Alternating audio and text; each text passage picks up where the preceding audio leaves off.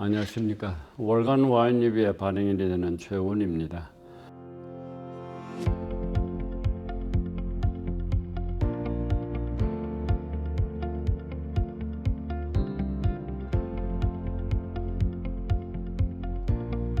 루이 15세 샴페인 드 보노즈에 대한 이야기를 하도록 하겠습니다.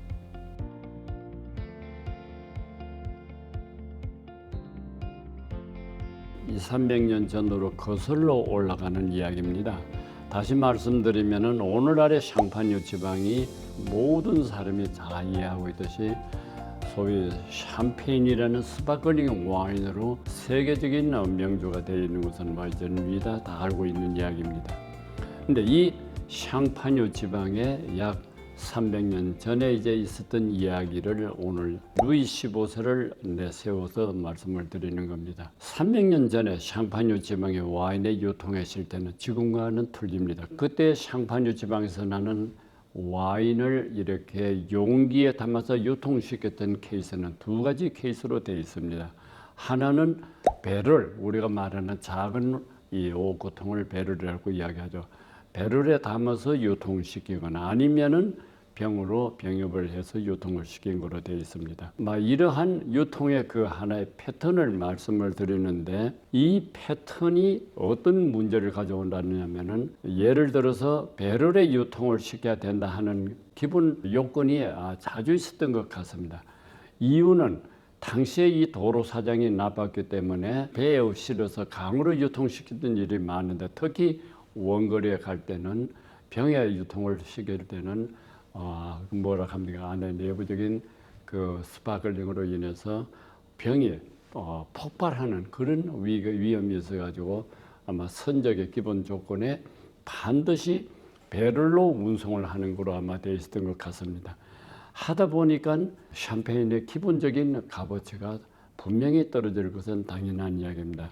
이걸 이제 푸는 작업을 한 분이 누구냐면 1728년에 유명한 루이 15세 칙령으로 이 문제를 해결합니다. 다시 말씀드리면은 반드시 배럴로 유통을 시키는 것을 해제를 해버립니다. 그래서 임의적으로 병이나 혹은 배럴에 의해서 유통을 해도 좋다 하는 칙령이 발표됨으로 해서 샴페인의 유통은 이제 거의 병으로 올라가기 시작을 합니다. 왜냐하면 샴페인 자체가 병에서 2차 발효를 거치고 다시 그 병 속에서 숙성이 진행되고 있기 때문에 병으로 빚은 스파클링 샴페인이 한결 값도 이렇게 보이고 질도 좋아지기 때문에 수요자 입장에서는 병에 담긴 샴페인을 선호했던 건 당연한 일입니다.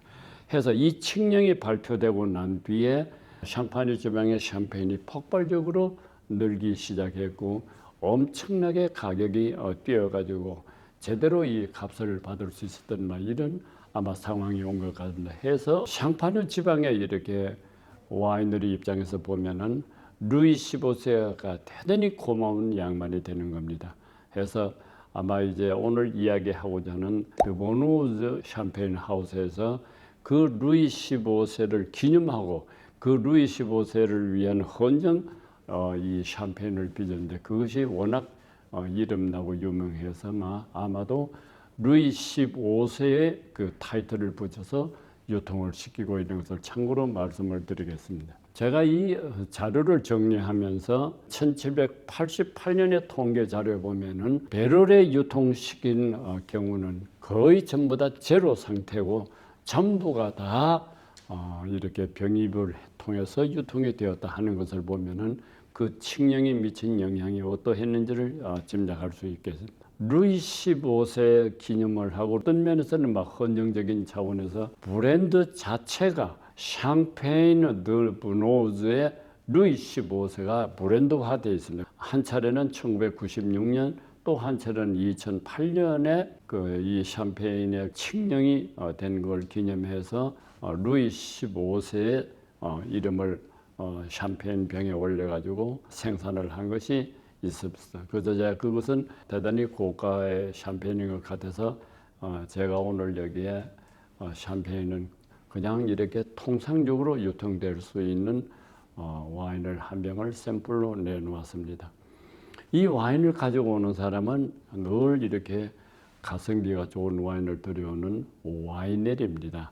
그래서 와이너리 마침 루이 15세 이렇게 기념 샴페인을 갖고 있다 해서 제가 한 병을 오늘 샘플로 갖고 나왔습니다. 근데 이 와인은 직접 이렇게 브랜드가 루이 15세하고는 연계되어 있지 않습니다. 다만 루이 15세의 브랜드를 내고 있는 이 드보노즈의 와인 중에 하나이기 때문에 오늘 여러분들에게 이것을 내놓았습니다. 이 와인은 100% 피노 누아로 갖고 빚은 와인이 돼서 이름 자체도 샹파뉴드 누아로 된 누아. 우리가 흔히 말하는 프랑스에 블랑드 누아가 있고 블랑드 블랑이 있습니다. 만약에 샤르도네로 빚었으면 블랑이 될 텐데 여기서는 지금 피노 누아로 빚었기에 블랑드 누아라는 타이틀을 갖고 나와 있습니다. 제가 하나 이어적으로 말씀을 드리는 것이 늘 이렇게 역사적인 인물하고 연계된 이렇게 에피소드를 할까 이런 여적을 늘 정리를 하는데 루이 15세가 과연 어떤 분이냐 하는 이야기입니다. 저희들이 이 와인 쪽에 이렇게 공부하시는 분들은 루이 15세라 그러면 늘 이렇게 같이 이렇게 연상을 하는 여자가 한 사람입니다. 그 여자가 누구냐면 마담 드 퐁파두르입니다. 마담 드 퐁파두르. 이 벼슬은 후작의 벼슬을 가졌습니다. 근데 이 마담 드 퐁파두르하고 루이 15세하고는 정말 끈끈하게 모든 장면에 등장을 합니다. 가장 우리 사람들 이렇게 회자되는 이야기 가운데 하나가 토카이 아수 와인을 앞에 놓고서는 이 와인은 말이지 군왕이 마시는 와인이라 하는 유명한 회자되는 이야기가 있습니다. 근데 그 회자할 때 늘 옆에 마담 드 퐁파두르하고 같이 잔을 기울인 거로 되어 있고 또 달리는 루이 15세가 사실은 어느 면에서는요 프랑스의 계몽 시기에 들어간 경우입니다. 다시 말씀하면 디드로의 그 철학 사고를 위시해 가지고 몽테스키유의 다음에 볼테르, 루소 이와 같은 백과사전 학파들이 프랑스 혁명 전야에 소위 계몽주의 사상을 불러일으키고 그 이후에 1789년에 프랑스 대혁명이 이렇게 유발되는 촉진적 역할을 했던 그 시기이기 때문에 어느 면에서는 전쟁이 전혀 없었던 건 아닙니다. 그러나 전쟁보다는 그 선왕 루이 14세 때는 거의 30년 가까이를 전쟁에 시달렸던 나라였는데 루이 15세는 그 선왕에 비해서 한결 성품이 이렇게 나약하고 그리고 일을 하는데 그렇게 적극적이지 못한 것으로 되어 있습니다. 이렇게 그분의 이렇게 성격을 제가 백과사전에서 이렇게 체크를 해보면은 시기심이 많고 나약하고 열정이 없고 여러 이렇게 부정적인 어휘가 상당히 많았습니다. 그러면 상대적으로 이제 그러한 여건 속에서 늘 그저 술잔을 기울이는데 프랑스 술이라는 게 전부 다 스파클링 와인 아니면 스틸 와인이 있을 테니까 이렇게 해서 한 시대를 풍미했던 와인 쪽에서 보면은 가장 이렇게 자주 등장하는 군왕이었습니다. 그 군왕이 샹파뉴 지방의 샴페인하고 이렇게 끈끈하게 인연이 있다 하는 것을 이번 강론에서 제가 말씀을 드립니다. 즉 다시 말씀드리면 1728년에 칙령을 발표를 함으로써 유통을 완화시켜 즉 통해서 병으로 유통하는 것도 허용을 널리 촉진을 해줌으로 해서 오늘날의 샴페인의 명성과 그리고 샴페인의 질을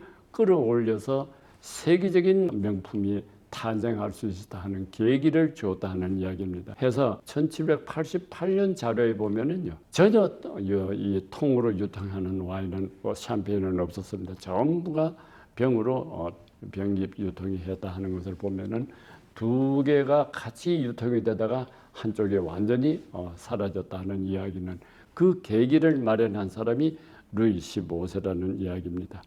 그리고 이 루이 15세가 마담 드 퐁파두르 즉 정부하고 늘 와인을 마셨고 그리고 제가 사실은 1968년에 니스에 있는 네그레스코 호텔에서 한 6달 근무한 일이 있습니다. 그때 로얄 라운지에 이렇게 군왕이 한 사람이 이렇게 폼을 잡고 초상화가 있는데 사실은 그때 제가 그 사람이 루이 15세인 줄을 몰랐습니다. 나중에 제가 다시 그 호텔에 들려서 이렇게 모든 사정을 확인했을 때 이 루이 15세 초상화가 프랑스 안에서 유일하게 진품으로 확인이 거기에 명명을 해놓은 것을 제가 들었습니다. 그리고 제가 그 호텔에서 근무할 때 식당에서 근무한 일이 있을 때 그 식당의 벽에 한 이렇게 귀족의 여인이 사진이 있었는데 그 여인이 누군지도 사실은 몰랐는데 지난번에 거기 갔을 때 그 여자가 바로 루이 15세 정비 원 본부인이라는 것을 알 때 이분이 누구냐면은 폴란드 국왕의 딸인 마리에 레첸스카였습니다. 마리에 레첸스카. 그분의 초상화가 식당에 걸려 있는 거예요. 그러니까 두 분이 이렇게 같이 한 호텔에 있다 하는 것을 말씀을 제가 확인하고 이 정비 마리 레첸스카는 20년 가차이 마담 드 퐁파드르로 인해 가지고 마호넴에서는 찬밥 신사가 되었다 해도 과언이 아니다. 그러나 10명이나 되는 자녀를 두었다 하는 걸 보면은 뭐 금실은 그런 대로 또 좋았던 것 같습니다. 근데 이 10명의 자녀 가운데 두 사람의 군왕이 나옵니다. 한 사람이 프랑스 대혁명이 있고 난 뒤에 두 해 후에 단두대 이슬로 사라지는 루이 16세 그리고 부인이 마리아 앙뚜아네트입니다.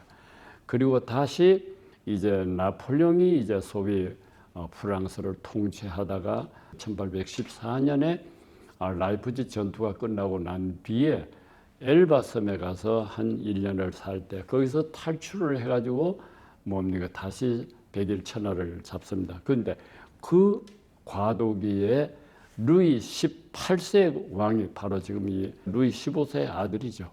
그래서 두 사람의 군왕이 막 격동기에 왕위를 잠시 이어나갔다 하는 사실도 같이 아울러 말씀을 드립니다. 이상 이야기를 끝내겠습니다.